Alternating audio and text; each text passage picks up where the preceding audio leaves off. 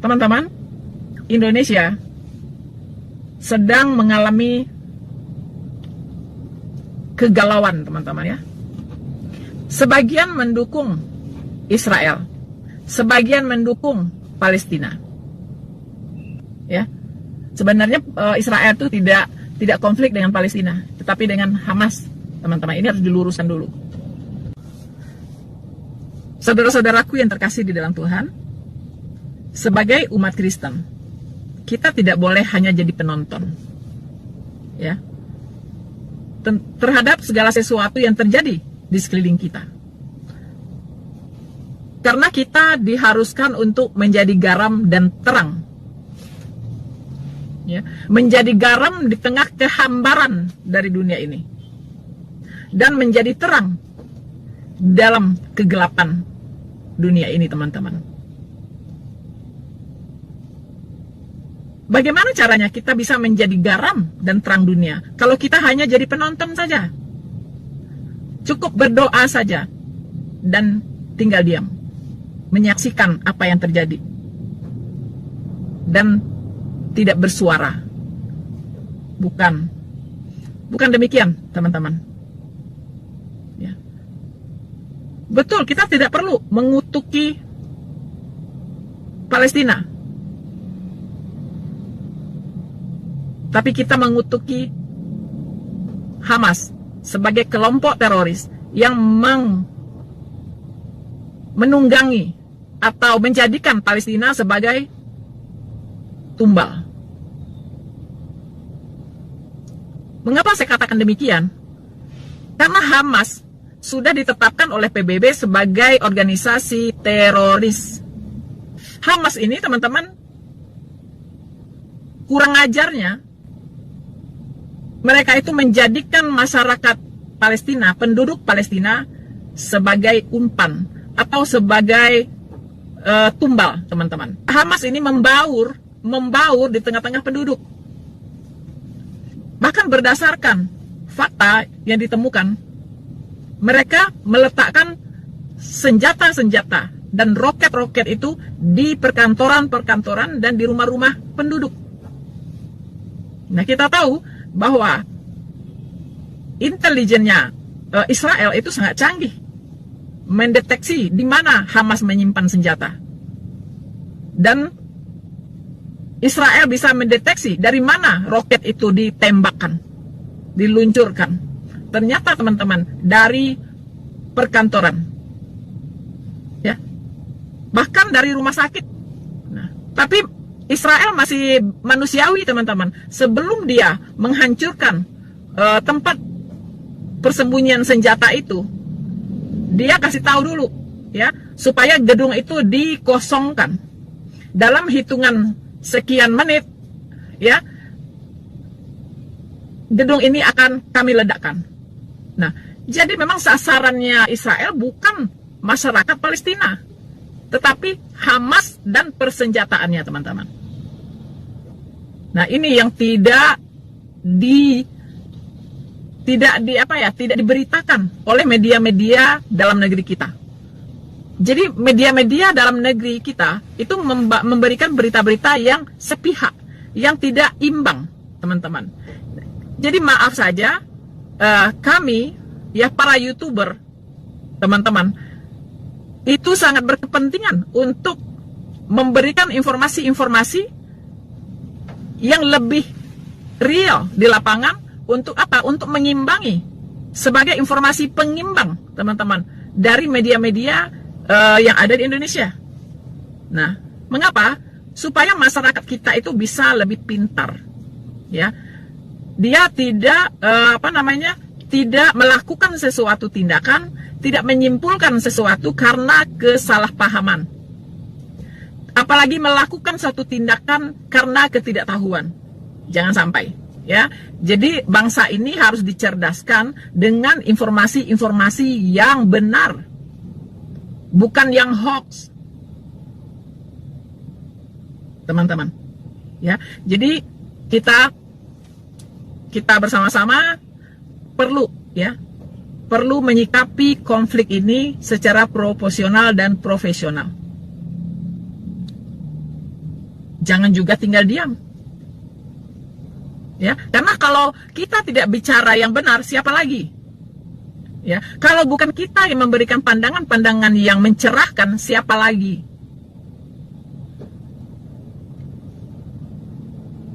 Ini bukan soal kutuk mengutuk, dukung mendukung, bukan. Ya, berkat memberkati, bukan itu.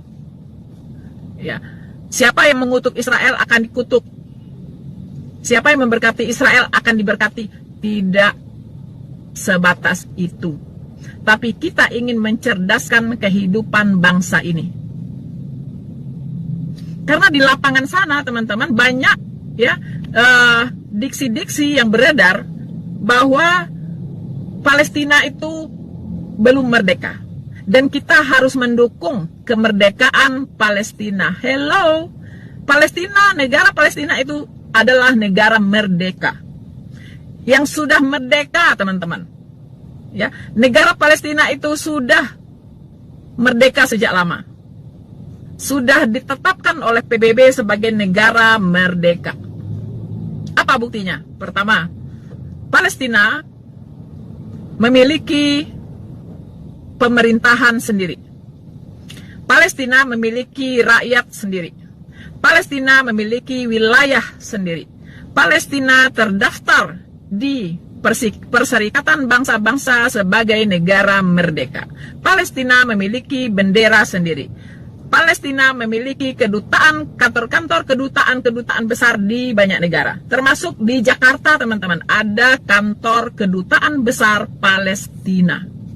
Kalau sebuah negara belum merdeka, dia tidak mungkin punya kantor kedutaan di sebuah negara.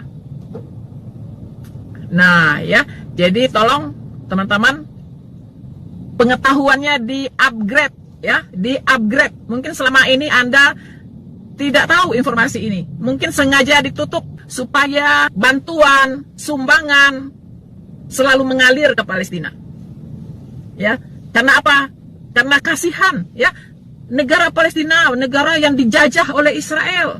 Ya kan? Kita harus mendukung kemerdekaan Palestina. Teman-teman, memang pengetahuan kita harus diupdate, teman-teman. Ya. Palestina itu negara merdeka.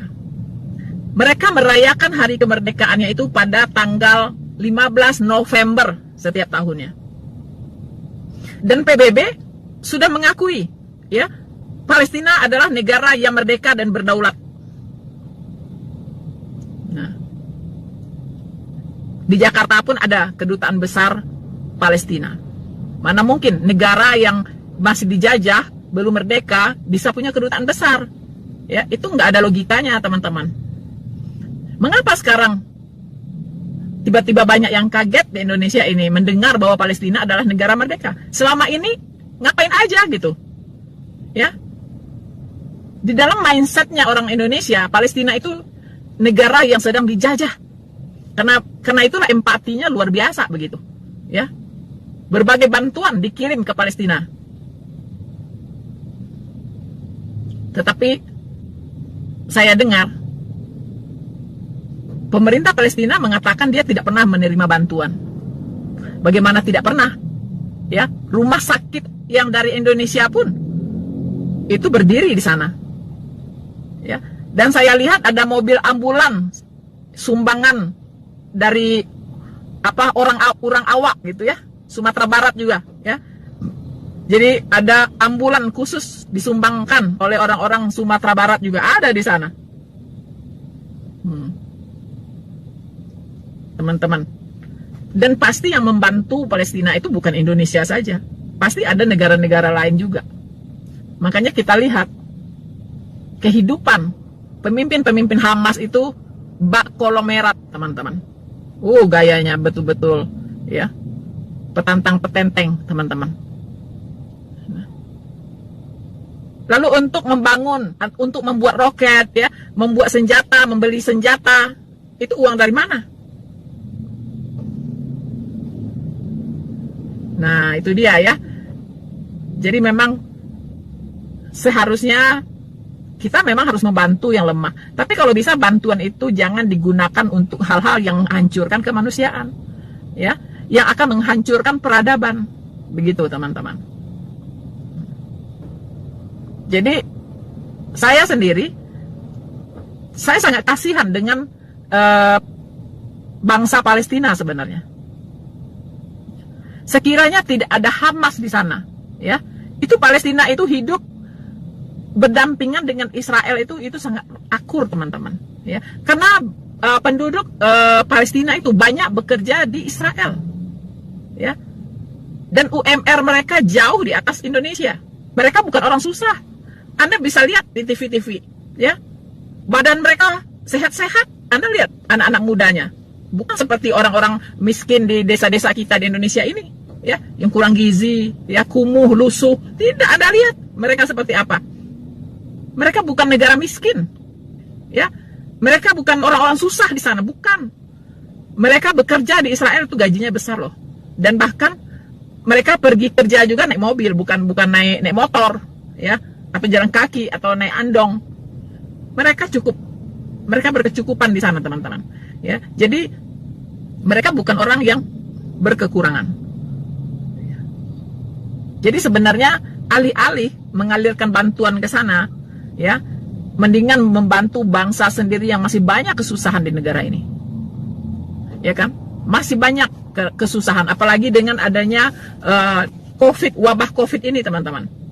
Itu banyak sekali yang kehilangan pekerjaan, ya, banyak sekali yang di PHK, ya, banyak sekali yang kehilangan penghasilan, usaha-usaha juga banyak yang gulung tikar. Rakyat Indonesia sangat membutuhkan bantuan. Mendingan Anda yang berkecukupan membantu yang berkekurangan. Kumpulkanlah tuh di jalan-jalan, di lampu merah, ya. Kumpulkan untuk saudara-saudara sebangsa dan setanah air kita yang berkekurangan. Daripada kirim ke sana untuk beli senjata, ya, untuk memperkaya Hamas. Untuk apa? Begitu, teman-teman. Bagi